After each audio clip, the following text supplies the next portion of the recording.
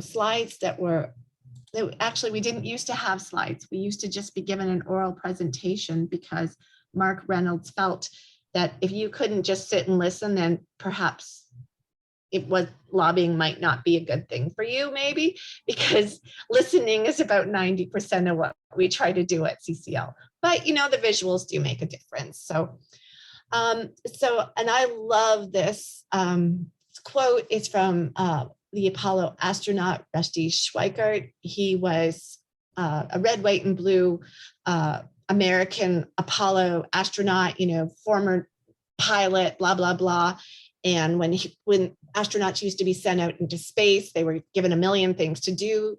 But he got sent out on a spacewalk, and something happened, and he lost communications with ground control in Houston, and he just floated around the Earth for a while with absolutely nothing to do.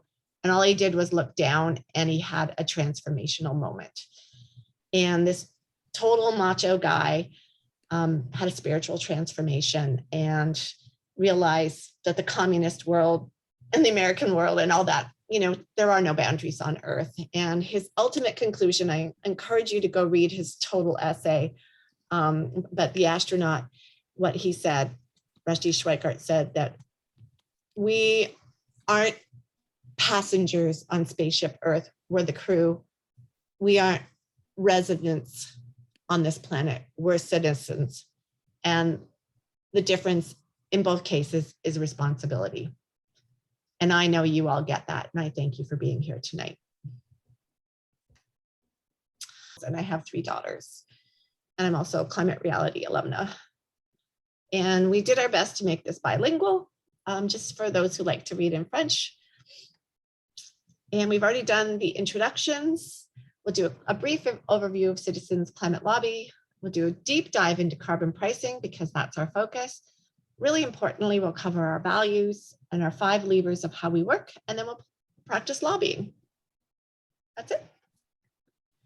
And I hope by the end of tonight, what you get out of this is understand the benefits of carbon pricing and border carbon adjustments, be able to articulate our core values and 5 levers of political will, and how to be an effective citizen lobbyist.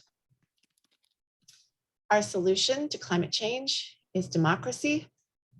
And I thank you for being on our team. And in some parts of the world, we don't use the word democracy. I help volunteers in 75 countries. We put the word people because democracy is not even working in their countries. So we have to start at the very basics. So, and democracy is a gift. So let's hold on to it. A little bit of the history. Citizens Climate Lobby was founded in 2007 by Marshall Saunders. We have about 600 groups globally, and including 120 chapters outside the USA, and I need to update that, it's 75 countries. And we have, I think we're going to have 43 active chapters very soon. And we cover well over 120 ridings, and we have about 6,000 people on our mailing list. So we've more than doubled since the last election, which is really cool. And our founder, I wish you all could have met him. He hummed at a totally different energy level than any human being I ever met. When I first met him in 2010 at a climate reality training, I thought he was either some sort of senator or some sort of spiritual leader. Like, he just such a different person. And we were put in a small group training together, and then thinking I was American, he recruited me to Citizens Climate Lobby, and that's how Citizens Climate Lobby Canada was born. He was a remarkable human being.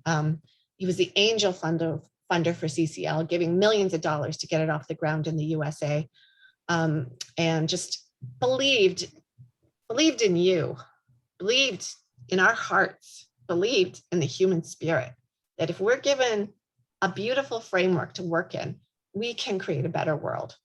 And this wasn't his first kick at the can. He'd been trying to create an organization like this since 1989 and failed repeatedly.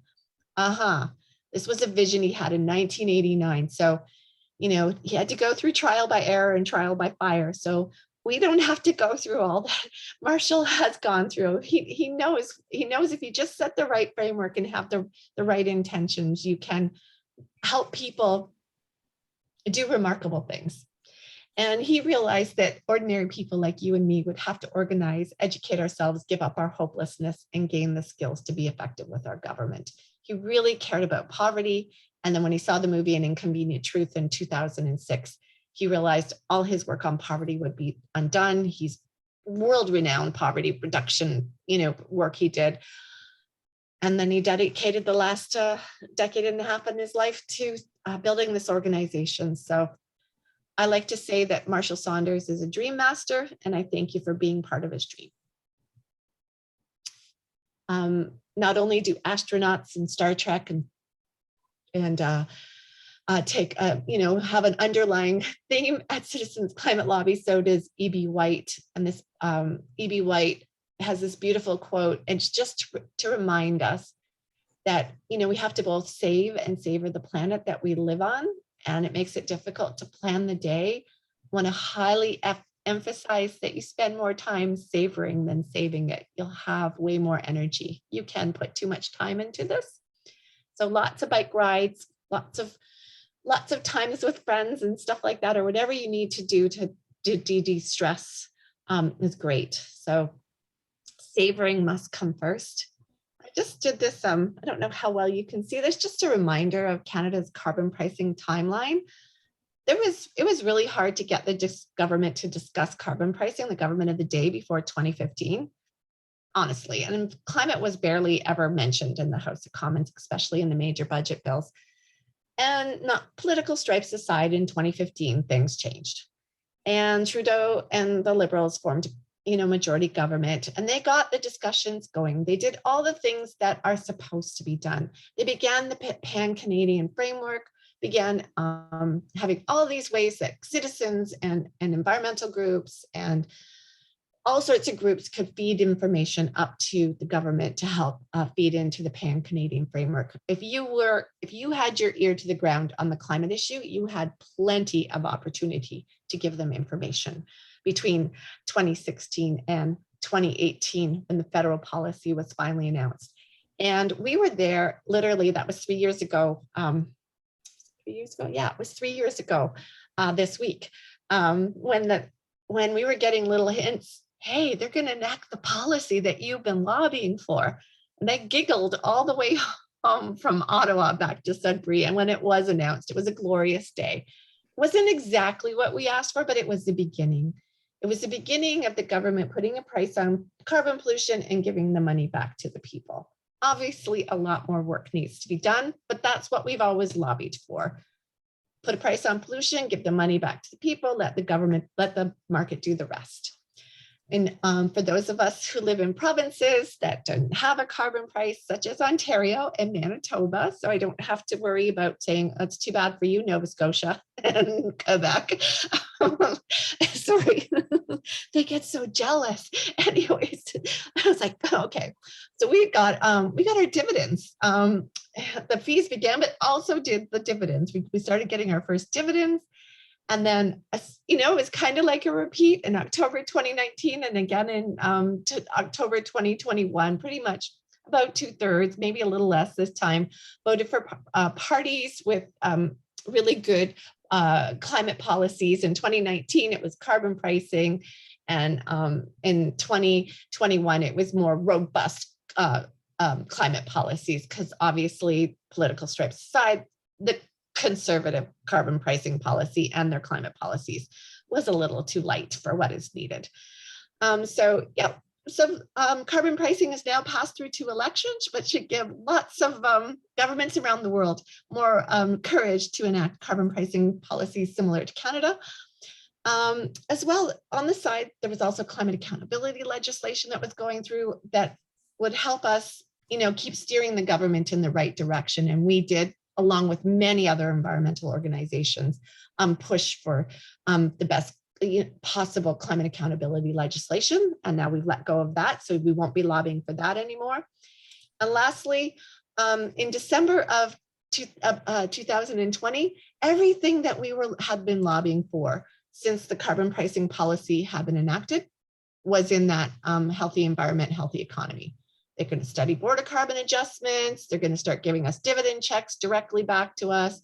They almost got the carbon price as high as we wanted. And they also mentioned harmonizing across the territories and provinces. Everything that we had been asking for was in there. If we felt really heard, and there's more in the budget 2021, and there was also election promises. So we're kind of in a holding pattern right now of what to lobby for, because we're waiting to see all those promises turned into something that actually, I don't forget what the actual legal term is, but when they actually make it happen in Ottawa, okay? So it's not quite in the books. So that's the carbon pricing timeline, and we're in a little bit of a holding pattern. And by holding pattern, we're waiting to see, who will be the ministry, who will take the ministry portfolios, what will be the mandate letters, what will happen at COP26, what will Wilkinson announce, because they're promising an updated package to Canadians. So lots of policies are coming down the pipes. So between COP26 and Wilkinson's promise, we lobbying, we're still going to lobby, but it's not good. We're just going to nudge things a little bit. So that's the timeline. Yeah, and we focus on carbon pricing. Why? Because it works. And I'm just, here's one, every country that had carbon pricing between, 2000 and 2015, their GHGs fell, and their, as well,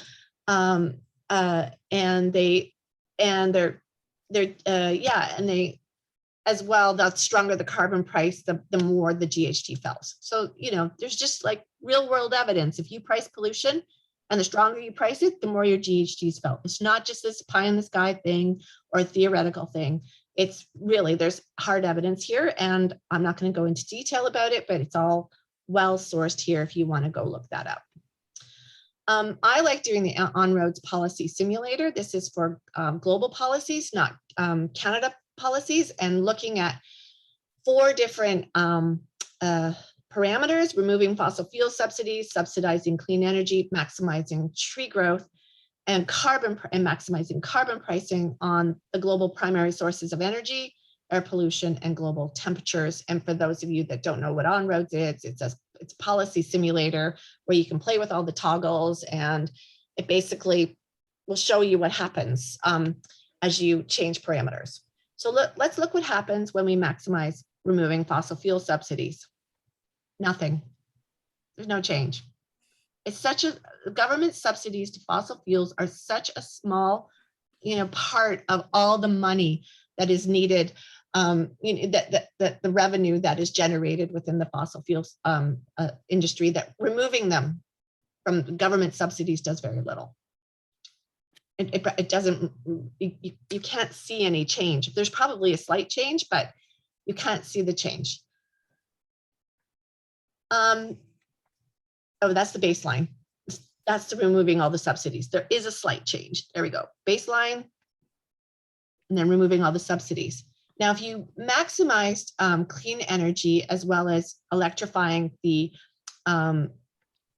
transportation, you get a slight decrease in global temperatures, and also a slight decrease in air pollution, and a little bit of a change in the profile, but not much. Tree growth is really important. Planting trees is really important for many reasons, but it does nothing to change the profile of fossil fuel use as well. It barely reduces global temperatures or air pollution. Now, all of these things are important to do for many reasons, because spending money on fossil fuel subsidies is a waste of money. There's many reasons why we should be subsidizing clean energy. We just have to do it smartly, but some places will need clean energy subsidized, and maximizing tree growth has a whole bunch of reasons. Yes, Therese, what would you like to ask?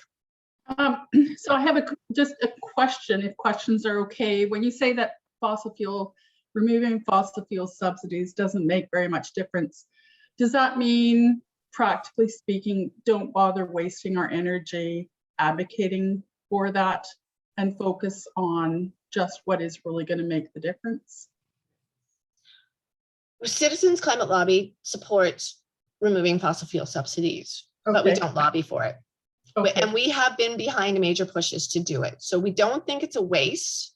I think it's important because that money can be used elsewhere. But this part, so late in the game, we really avoid that topic. I mean, like, especially when we saw this data, you know, we might look at something like in Canada, what was it? Maybe 30, $40 billion since Paris in fossil fuel subsidies. Well, the banks have given over 700 billion in Canada. Like, maybe that's something we should be looking at. Like, you know, anything that we're going to go after at Citizens Climate Lobby, we're going to go after the fossil fuel industry and policies that will make them slow down and stop in an appropriate way, not to shock the system and not to put people out of business too quickly, because, you know, we don't want riots and we don't want people starving. Right. We want a measured retreat from fossil fuels. So yeah, that was a really good question. Anybody else? Okay, so this is why, the main reason I showed this is why we focus on carbon pricing, because we get requests to do all sorts of things, but, you know, we're open to many things. And we know all these things are important. And look at carbon pricing. Carbon pricing takes a full degree off. It can't do it by itself. It can't get us to 1.5 alone, but there's nothing that comes close to carbon pricing on how it reduces emissions as well. It will need complementary policies, and you probably can't get to 1.5C without carbon pricing. So that's why we focus on carbon pricing. Shall I continue? Are there any other questions? Okay. So there's 3 ways to price pollution. We used to say a whole bunch of ways. Oh, wow, you can barely see the screen. I'm sorry. Okay, so there's cap and trade, put a cap on emissions, and, you know, trade, and, you know, keep pushing the cap down and all that stuff. That's okay. That's just a really complicated thing to roll out globally. Okay. And there will be cap and trade. And there's a lot of good things for cap and trade, like in the absence of border carbon adjustments, cap and trade has allowed a lot of like subnational governments and governments around the world to lower their emissions without having to worry too much about trade. So like with the RGGI and stuff like that. So it does play an important role. Now we like to distinguish carbon tax and climate income. A carbon tax is put a fee on pollution. The government takes the money and spends it on programs. As we've just learned with COVID, most Canadian households are within 1 or 2 paychecks away from financial disaster. Canadians cannot bear any more taxes. They can't. So can't put this burden on transitioning the economy on the everyday Canadian. And as we learned from the Gilets jaunes, the yellow vest protests in France 2.5 years ago, you just can't make people pay more money. They will panic. So you've got to take care of the people. So we have always advocated, and we've been utterly focused on it to the point of I feel like I'm a broken record. And sometimes if I sound frustrated, I am, but only because I really think this focus works. We're focused on climate income, or also known as carbon fee and dividend, but a gradually increasing fee on carbon pollution, give the money back to the people. And as that fee increases, especially as it tends to get past, $80, $90, $100 a ton, it's going to be really important to have border carbon adjustments to protect our domestic industries, as well as to encourage other countries to price carbon pollution. So we can have a global, carbon price, total world domination, actually. Are we all down for that? Total world domination? Okay. So those are the 3 ways to price carbon. We will focus in on climate income, also known as carbon fee and dividend. Gradually increasing fee on carbon pollution, give all the money back to the people equally, just keep it simple, keep the administrative costs low, reward low carbon consumers. Some people just, like women, we are low carbon as consumers, and I love that check that I'm getting, it's great. I drove my bike all over Sudbury today just to get my stuff done, and I didn't, whatever. And then include border carbon adjustments. So that's it. That's what we've been advocating for. This is the Canadian policy. It's not quite that. Apologies for how complicated it is. What we have in Canada is a 2-part system. Small and medium-sized businesses that are not trade exposed, as well as consumers, pay the fuel consumption and heating fuel costs. And so that's on oil, gas, heating oil, natural gas, and that you consume to heat your home, and also gasoline to fill up your car. All right. And we don't pay it at the fuel pump. If it's paid direct, it's paid actually to the distributor. And it's embedded in the cost of everything. Now, the bigger industries, especially those that are trade exposed and emissions intensive, not always, because there's a few industries that slipped in there anyways, they have their carbon emissions under what's called output-based carbon pricing. So they still pay a price. It's a fraction of the price. It does send a market signal. It is doing its work. It is actually, pushing industry to lower their emissions, but we would prefer that be border carbon adjustments, and they pay the full price, but we know that will take time. So that's the Canadian system. Do you see the difference? We don't have border carbon adjustments. We have a different system for our emissions intensive trade exposed industries, and everybody else pays the fossil fuel price. Is that cool? Everybody got that? Okay, cool. Again, there's so much evidence that carbon fee and dividend will work. If you ever want to go convince yourself, if you're a policy wonk, please go look at Jerry Hinkle's white paper stuff on CCL community. But one of the things that excites me tremendously about carbon pricing and about carbon fee and dividend is the models are conservative. That means they're probably underestimating how powerful the policy will be once it kicks into play.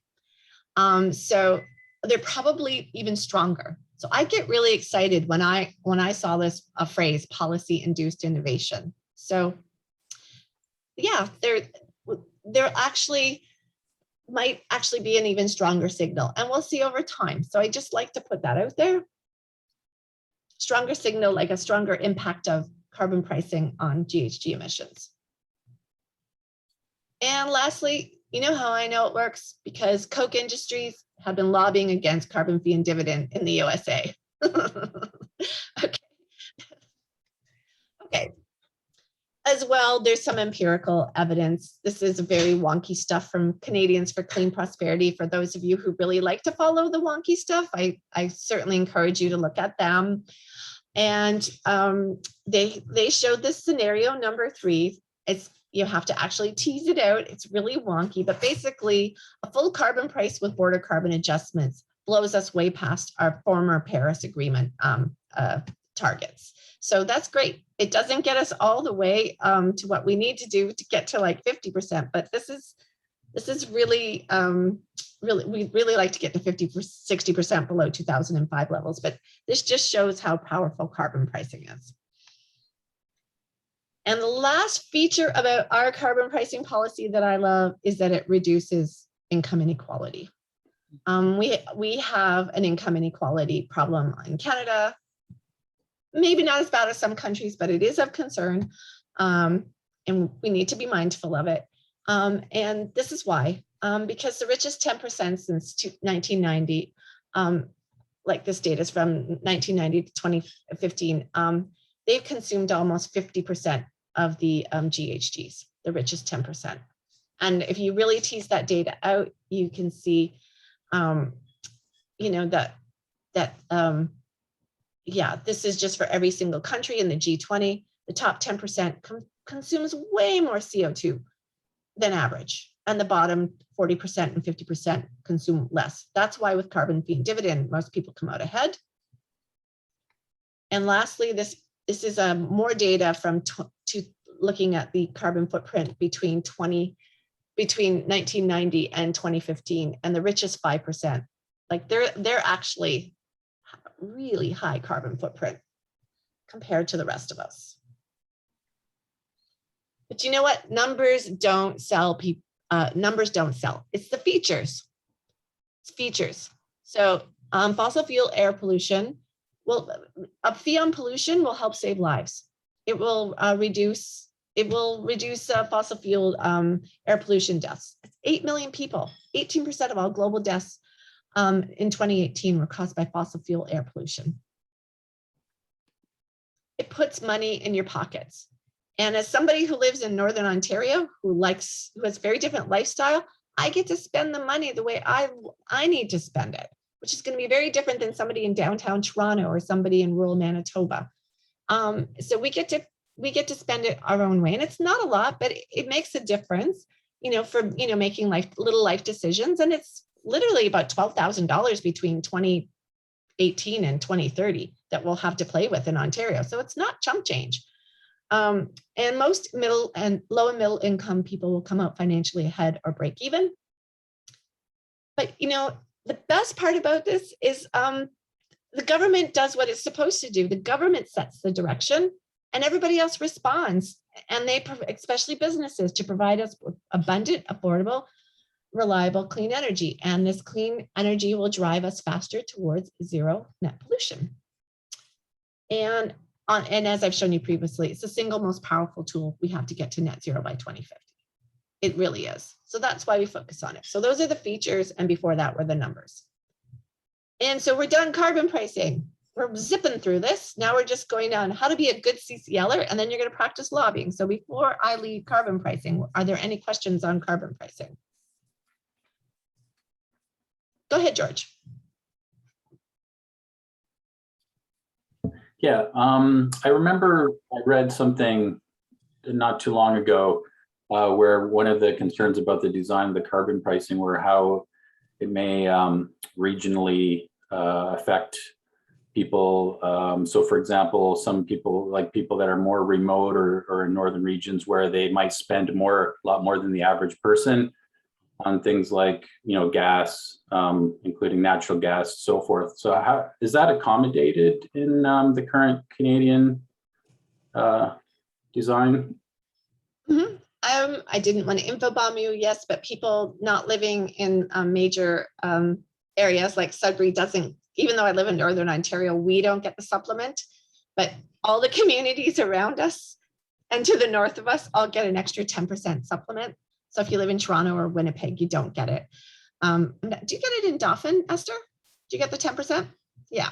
Okay. So there's a 10% more given to people living in rural and remote communities. I do feel more work needs to be done on the truly remote communities, because I've been to some of those remote. So we know we need to be very mindful of that and keep studying that and not just think, no, not everybody's fine. But there were studies in British Columbia where there was an extra supplement given. They also give an extra supplement to rural people. And really there wasn't that much of a difference whether you lived rurally or in downtown Vancouver on how much you were spending on your carbon taxes since 2008. So it was a study between 2008 and 2015. So rural seems to be okay, but I'm not sure.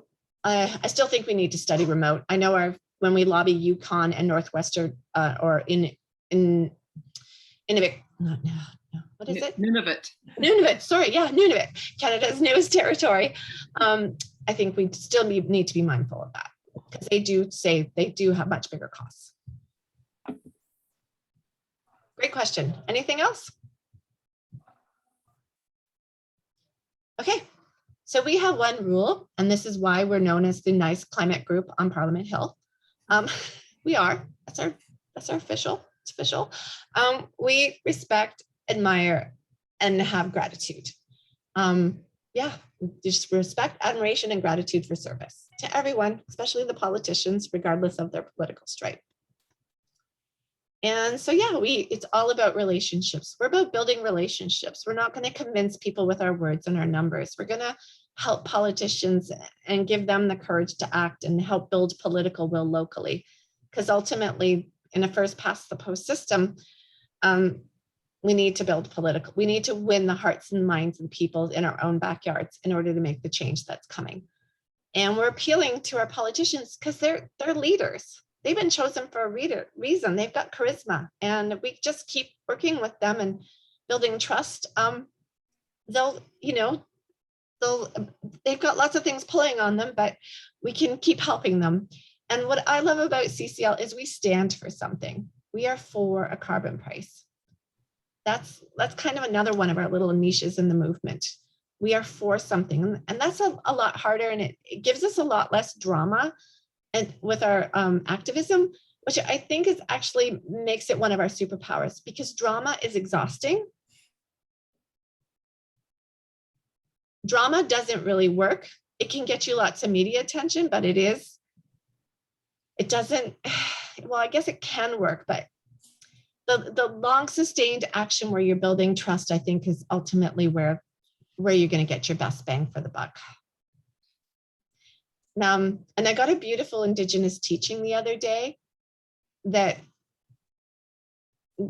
inducing drama, whether you're because it was from an Indigenous elder, whether you're the colonizer or like the colonizers induce drama on us, like and then we push back with drama, and it's really actually reacting in a system that's out of balance and not working. It's actually not actually dealing with what needs to be done. We actually need to get policy, and that shouldn't require drama. That's not so. Just wanted to. I've never articulated that out loud before, but we're not about drama. So some people say we've never heard about CCL, and I'm like, yeah, that's probably because we don't do drama.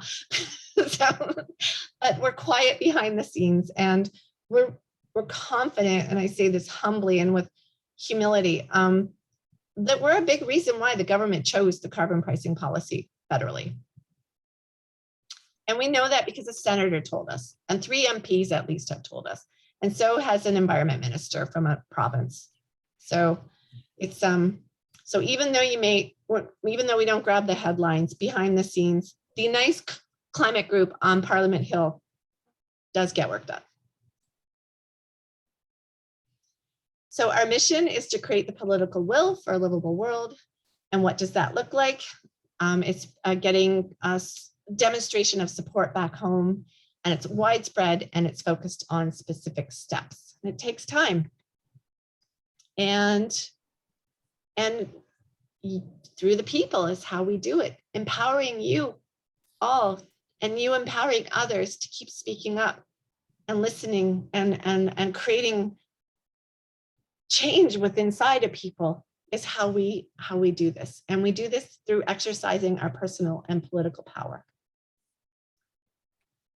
Okay, philosophy lesson. All right, you ready? This is actually the central axiom of Citizens Climate Lobby. And it's from an essay by Charles Wright called Power and the Law. And there's Kathy, and they're at the Canadian Embassy, and they had just been at the Canadian Embassy, and the embassy had offered CCL a whole bunch of things, like when we go to Washington, DC, we can use their facility for free. And you know what? We've done that. So, and they got that for us. And look how happy Tom and Catherine and Katerina and Cheryl and Kathy look. Anyways, so when you reach out to another person through the energy or creativity within you, and that other responds, you're exercising power. Don't you see that? See that? Okay. And then when you make somebody else do something against their will, that's not power at all. That's force. And force to me is a negation of power. Force doesn't work. It works temporarily, but really just builds resentment, and it's not sustaining, and it's the opposite of power. So that's why the relationship building and not being into drama works. I think it all comes back to this. And if you've never lobbied before, there's going to be this thing that happens where your heart will pound. That's just your heart giving you applause for what you're doing. Okay. And getting outside of your comfort zone is where the magic happens.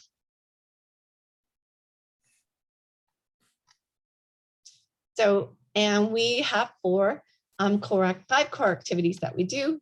Yes, we lobby, and we lobby in support of our proposal, and mostly we're building a friendly relationship with our MPs. And this is our #1 job, but it's not the only thing we do, because they need our help. Yeah, I'm going to take time to do this. Okay, we're citizen lobbyists, and I know some of us have advanced degrees or not, or we're just really super wonky, but we're still, at the end of the day, we're citizen lobbyists and not experts. And how does that different? And what does it mean for you when you're lobbying? Like, how does that feel? I'm going to take a drink and I'm going to just let you jump in. And it's not alcohol, it's soda water. And okay, so anyways, just see if you can answer this question. I think Kathy and Esther may have seen it before, so you might want to get everybody started.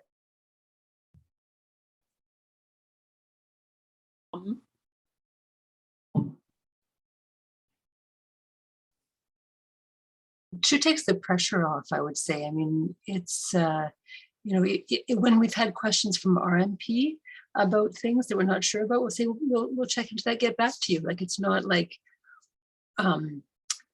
he's happy till he says, my job is to meet with lobbyists. That's what I do. And yeah, we don't have to have all the answers or be able to present logical arguments or necessarily, or the data, but just get to know him, what would be helpful for him. And yeah. Coming, I love it.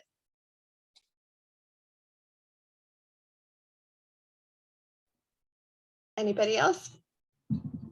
One thing that comes to mind is that someone who's an expert could lose his audience when talking about scientific details. And a citizen is someone who's busy with a lot of other things and is stepping forward because of genuine concern, personal concern about a situation. So to me, that there's a difference. I don't want to say that experts don't have authenticity, because many of them do, but there's something about a citizen lobbyist that has got a whole stack of other responsibilities at home and at work, and they're making space to lobby. Yep, we have superpowers that experts can only dream of. Anyone else?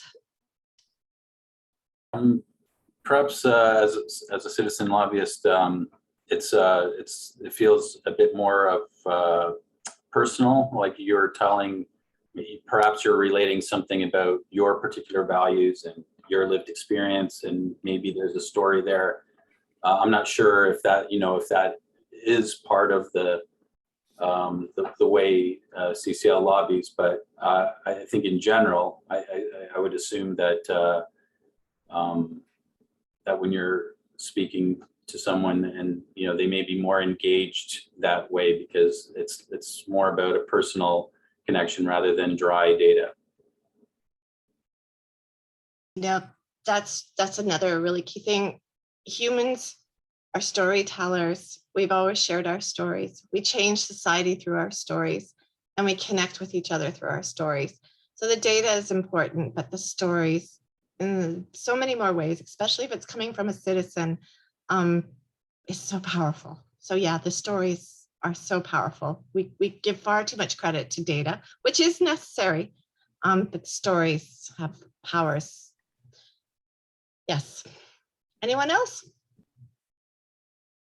Just they can't argue with the fact that you're concerned. A concerned citizen is a valuable person. They can't say, no, you're not concerned. Your concerns are important. That's partly what you vote on. They can argue with facts, but they can't argue with the fact that you're concerned. These were all great points. So I hope this gives you courage and perspective as you go lobby, especially for those of you who are doing it for the first time. It's a lot of fun, and you will make a difference. And your MP really needs to hear from you. We also engage with the media. We get our stuff into all sorts of places. And if you stick with us long enough, every now and then we'll say, hey, we're doing something on Twitter, or hey, we hope you write some letters to the editor, and we educate you about that. And we try to really get, especially our local media, especially for it's really important to, keep getting letters into our local media. Especially for those of us who live in smaller towns, it seems. Although getting in the big papers in Toronto is also important, and the big cities, but something about that local newspaper, whether it's in Dauphin or Sudbury, it does have a power. because when you live in a smaller community, everybody knows you. Like I went to my optician today, I go, hey, I saw you in the newspaper. I'm like, cool. It's cool. I don't think you get that in Toronto. So, but there are smaller little community newspapers in Toronto though too. So maybe try those out as well. Getting those big media hits in the Globe and Mail and Toronto Star, and convincing the Toronto Star and Globe and Mail to endorse carbon pricing was one of our one of our big things that we did. So both are important. And then we do grassroots outreach. We build parachutes for the planet. We get our friends to write letters to parliamentarians. We table, which means we go to events and we have tables and we, hand out things and talk to people, and we give presentations and, just keep, when you're doing this, how is it building political will locally for carbon pricing? Well, sometimes some of the stuff we do doesn't even remotely look like carbon pricing. Like here in Sudbury, we help our Fridays for Future kids. But why do we do that? Because they keep ringing the alarm bells to listen to the experts. And what are we doing? We're bringing expert evidence to the politicians, right? So it's kind of complementing each other's work. So we know that it's helping build political will for carbon pricing. So, it doesn't always have to be focused on carbon pricing. Also, you may be working with another group and helping push their issue. And then they'll appreciate you for that. And they'll say, yeah, those CCL people are really cool. And their carbon pricing idea is a great idea too. So it builds that community and that ecosystem locally as well. So you don't always have to do carbon pricing, but, consider, how it is helping you create political will locally. And then we work with grass tops engagement levers. So to work with religious leaders, Indigenous leaders, business leaders, education leaders, educate and build partnerships with your various community leaders, also with your local city council, maybe, working with all of them, just getting others talking about climate change and, climate emergency and the need to get off fossil fuels and carbon pricing. Those are all great discussions to have with our community leaders. And then we do our chapter development. So we grow our group and we manage volunteers and we support efforts around the other 4 levers.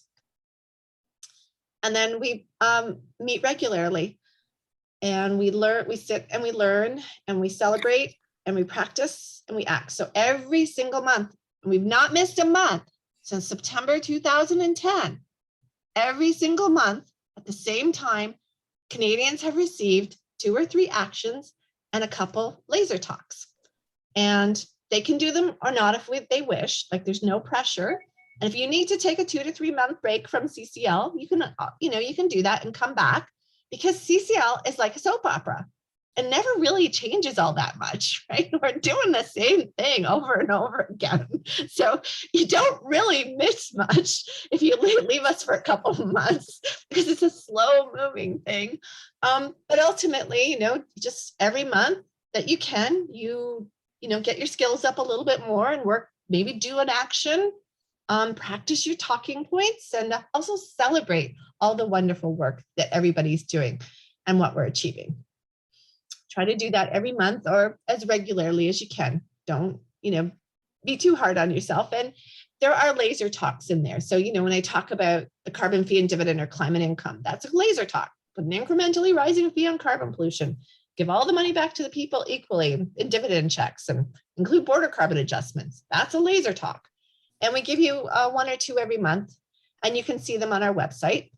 You're not supposed to memorize them, but you're supposed to internalize them. And then it helps you respond in your own words. And we just organize ourselves in these 5 buckets. We have a media team. Those who like to do media will do that. Most importantly, you have a lobby team. It's in our name, right? Citizens Climate Lobby. Okay. If you have time, you have a grass tops team and a grassroots team. And you just figure out your group and volunteer development team. And then when you lobby, how much time do we have? Oh, we're doing really well. Okay. All right. We have 33 minutes to do this last part. It means we're going to end on time. I can feel it. So this looks like a lot, but it's not. Like everybody has a rule. There's somebody who comes in and appreciates something that the MP has done recently. There's somebody who makes sure they asks how much time they have. Sometimes you have an hour, sometimes you have 15 minutes, and in the moment you have to like be able to respond to that. 15 minutes, you can have really quick introductions. If you have an hour, that means you can really ask those really, detailed questions. 15 minutes, you have to cut right to the chase and figure out exactly what's the most important thing you want to do. Really important job is the note taker. Don't give this to a new person. They'll want it, but don't give it to them. It's the most important job. Okay, give them a timekeeper and photographer. Don't give them note taker, okay? Because they really, and the note taker is really trying to figure out what the MP is trying to tell you, like what they're trying to say. What are the MP's roadblocks? Not what you said, like how can we move this forward? Like really trying to pick up on what the MP is saying. And then everybody gets involved in the discussion if they want. And you make sure you have somebody who's going to specifically know what you're going to ask for. Now, at CCL, we lobby for carbon fee and dividend / climate income. But actually what we're lobbying for is, you'll see shortly, is aspects of that now. And so you can't always get to all 5 of those asks. Or 6 of them. So you have to focus in on the ones that you think are most important. If you would have an hour, you can do all 6. If you have 15 minutes, you've got to know exactly which one you want to go for. All right. So, and that asker is going to make sure that what you want to have most definitely asked your MP gets asked. And they do that near the beginning. And they're very, and they do it in a way so that MP actually knows what's being asked of them. One of the biggest criticisms that MPs have about citizen lobbyists is that they'll have their constituents come in and then the constituents will leave and they're like, I had no idea what they wanted from me. So you need that asker to be really like on the money, okay? Because if the MP leaves knowing what you asked for, you won, all right? Okay. And the second thing you'll know if you won is if they ask you for another meeting. And you keep getting subsequent meetings. So if they know what you're asking them for and they want you back, you've done your job. Okay, so then you've got your follow-up. There's anything you need to deliver, like any letters or anything or any information they want, follow-up. Always take a picture. And if you can, if there's somebody who's like really good at just watching what's going on, sometimes I love to do this. I love to watch the body language in the room. Just saying, if there's too many people and just kind of catch what's really going on. Just have an observer there that can sometimes even nudge if things get a little off track, kind of look at the leader in the room or whatever, saying, pull them back, kind of redirect. Anyways, these are just some of the jobs. The observer is not always necessary, but you need all of the above. Everyone participates and be ready to assume multiple jobs. And lastly, this is the coolest thing we ever brought into Citizens Climate Lobby. And you can go online to Citizens Climate Lobby's community page and learn so much more about motivational interviewing. It's basically how to ask questions to your politicians to help remove obstacles in the way. It's based on addictions research and how to help people overcome their addictions. So to see what is truly getting in the way of them changing their behaviors. So, and what you do is first you have a permission to start the conversation. So if you have a lobbying meeting, you have the permission to start that, the conversation about carbon pricing. But if you see your MP at a grocery store, don't immediately start lobbying them. They'll start to run away from you in social situations. Just be nice to them, okay? Hey, how you doing? How are the kids? You liking your new car? That's the sort of things you say in a social situation. Or, do you have time for this one question? If not, that's okay. Like if there's something really burning, but get permission first. So first of all, get permissions. Secondly, once you have that permission, you say, okay, this is our ask. We want to talk about border carbon adjustments. Maybe that's what you're going to focus on, and this will make sense in a moment. And then ask them all sorts of questions about how do you think, this will work, or who should we be talking about, or what comes next, or when do you think, the government will be addressing this, or where else should we bring this information? Avoid why questions, because why questions lead to philosophical answers from people. Like, it doesn't always get you to the exact, you'll get like this, you can go down a rabbit hole. And the whole idea is to get the other person talking. So you want to get your MP talking. And then there's just, typical things. You have a beginning, middle, and end. The beginning, thanks, how much time do we have? Intros, appreciation, state your purpose, and then ask. And then you have your middle part where you just discuss. And then if at the end, if there's any supporting asks or plan for follow-up, and thank them for their time and take that picture, should be in there. That's it. That's a basic meeting outline. And, but okay, so this will make a little bit more sense now. So we have 6 lobbying asks right now. When you lobby, you're not going to have time for all of them. Okay, the first one's not really a lobbying ask. It's just reaffirming that we support the government's intention to gradually increase the carbon price to $170 a ton by 2070, and that the rebates will be in the form of quarterly dividends. But now we are recommending that the government study the following carbon prices: $210 by 2030. And sorry, I gotta make sure I get that number right. $295 by 2035. Those numbers, if you click on them, you can actually see where we're getting those numbers. But also, there's going to be all sorts of complementary policies enacted. So it might not be necessary to go to those carbon prices. So that's why we're saying study it in the context of all the other complementary policies being enacted. So we're not trying to be, alarmist or drama. We're just, trying to logically say, hey, look at this carbon price by this time and that carbon price by that time, and consider it in the complementary policies enacted. We've always recommended that the price be revenue neutral upstream, economy-wide, with minimal principled exceptions, and the dividends returned to households equitably. So that's not really a lobbying point. That's, again, just a reaffirmation. For some of you, it might be a good idea to talk about getting natural gas produced electricity to be removed from the output price carbon pricing system. If you've got a really wonky MP or an MP who's on the environment committee, that might be a really good one to talk to them about. This is a low-hanging fruit that any MP should actually be going for. We need to get the anesthetics, desflurane and sevoflurane in the greenhouse gas inventory, because if you remove desflurane and replace it with sevoflurane, and how you would do that is with a carbon price, it removes 75 tons of GHGs from the atmosphere per anesthesiologist in Canada. And we will give you more of that data in November.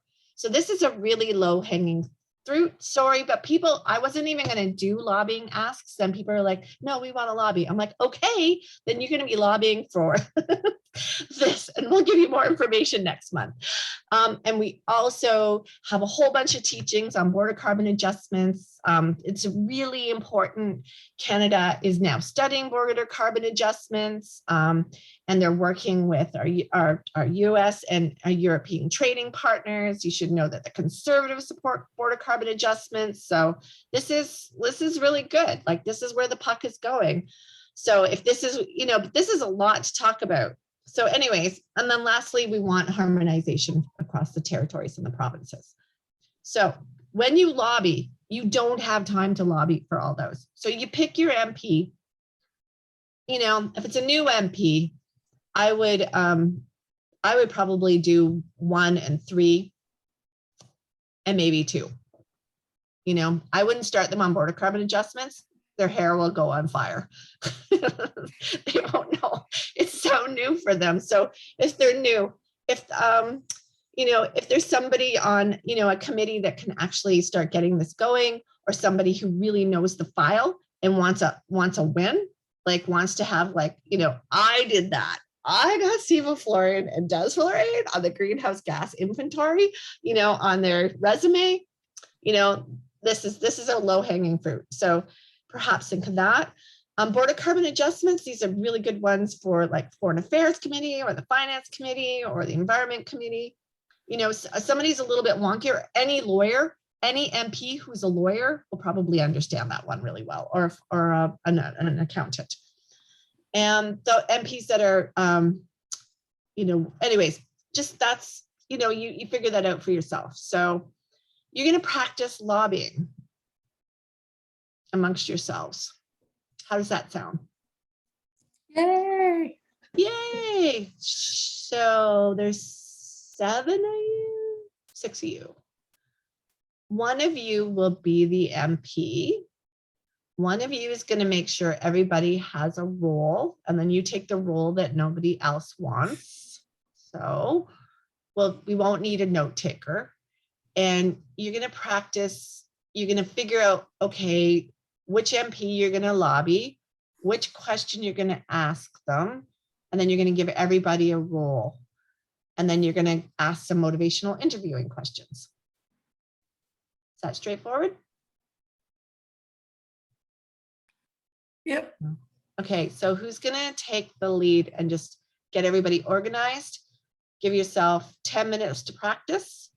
I'm going to pause, so stop sharing. No, Sorry, I wrote this in the chat, but I'm not sure if I missed anything at the beginning. Is there a link or something, any supporting documentation for us doing this? No, you just kind of do improv. And you know what, George, when I had to do this 10 years ago, I almost had a heart attack. I am not an improv person. It's like the most terrifying. I thought maybe there was a link to the slides or something where you showed the roles or whatever. But yeah. Yeah, I can give a link to those slides. I'm gonna just